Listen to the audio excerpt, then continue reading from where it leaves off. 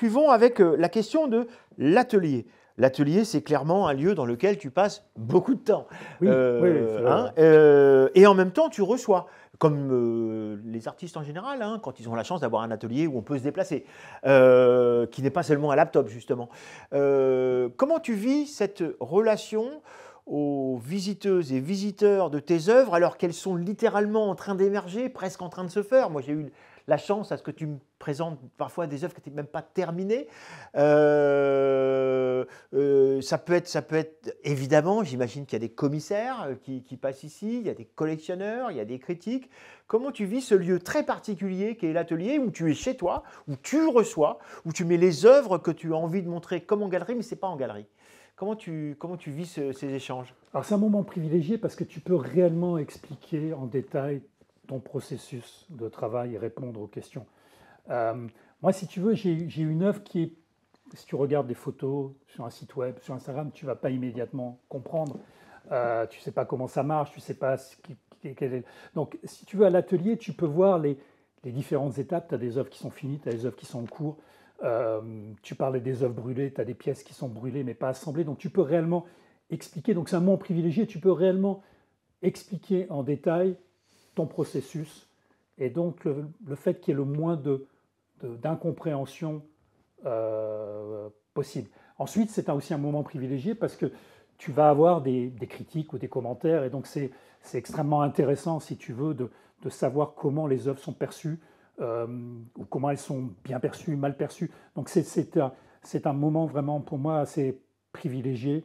Mais ça reste, si tu veux, comme tu dis, c'est l'endroit où je passe le plus de temps, c'est l'endroit le plus personnel. J'ajouterais que si c'est privilégié pour l'artiste, c'est aussi privilégié pour ceux que tu accueilles. Et puis, je voudrais qu'on évoque aussi la relation.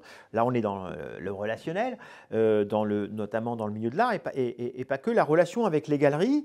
Tu as eu plusieurs galeries, tu en as eu à Paris, tu en as en Asie, tu en as en Allemagne, en Flandre, au Brésil. Comment tu inities ces collaborations? Quelles sont les collaborations idéales avec le galeriste? Est-ce que ça peut être dans, je dirais, l'échange d'idées, l'apport en production, presque envie de dire, comment tu vois cette relation idéale? Alors, si tu veux, dans l'écosystème de l'art, la galerie a une place essentielle, comme l'est l'institution, le musée, comme l'est le critique. Et cette place essentielle, elle est pas seulement de commercialiser le travail. Je pense que si on regarde la galerie comme étant simplement une structure qui commercialise son travail en prenant 50% de commission, c'est faire une grave erreur. Le rôle de la galerie, elle est de participer à un système de validation d'un travail de l'artiste. Dans la modernité, dans la contemporanéité, c'est très compliqué de savoir si un travail est bon ou pas bon. Il est pas bon parce que techniquement il est bien fait. Je parlais de Franck Stella ou de Mondrian, c'est pas très bien fait. C'est pas ça qui fait c'est pas la qualité de l'exécution qui fait la valeur de l'art. C'est tout le contexte. Et dans cette validation, la galerie a un rôle clé par rapport aux critiques, par rapport aux institutions. Elle a un rôle clé parce que généralement une galerie, ça a dans son écurie, ça a une vingtaine, une trentaine d'artistes, peut-être même 100 artistes pour les plus grosses, mais c'est un nombre très limité d'artistes par rapport aux 100 000 artistes qui existent dans le monde. C'est généralement une relation sur le très long terme. Quand tu fais une exposition dans une institution, ça dure une fois. Et puis après, c'est fini. La relation avec la galerie, elle va durer 5 ans, 10 ans, 15 ans. Donc, si tu veux, c'est une position particulière et ça fait partie de cet écosystème de validation. Et pour moi, c'est le rôle clé de la galerie. Alors après, si tu veux, sur 30 ans de carrière, tu as différents types de galeries, tu as différents types de relations. La manière dont tu travailles avec des galeries, la plupart du temps, c'est du hasard. C'est le hasard de la vie qui fait qu'à un moment donné, ça match pas. Et c'est des histoires de vie, voilà.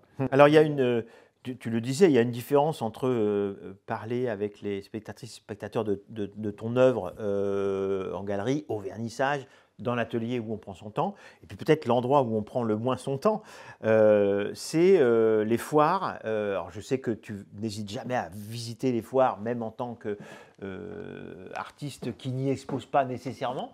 En revanche, je t'ai déjà vu pas loin de tes œuvres quand tu as un galeriste qui présente ton travail, et je sais que tu n'hésites jamais à voyager, bientôt à Miami, parce que tu as un de tes galeristes qui va présenter ton travail. Comment tu vis ce moment très particulier du temps court et de ta présence qui est à la fois nécessaire, mais en même temps où j'ai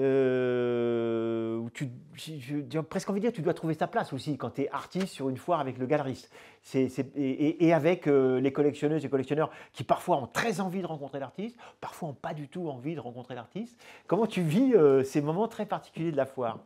Alors, la foire, si tu prends le marché de l'art contemporain, c'est peut-être la nouveauté des 50 dernières années.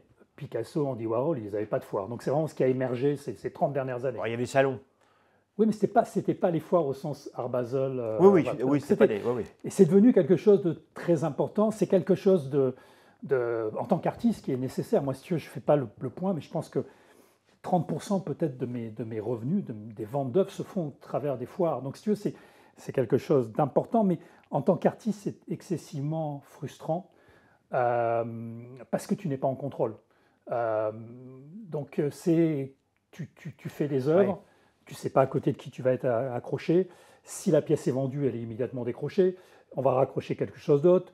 Tu n'es pas en contrôle de l'éclairage. Donc si tu veux, c'est une position qui est très ambiguë parce que d'un autre côté, c'est valorisant, c'est nécessaire d'un point de vue financier.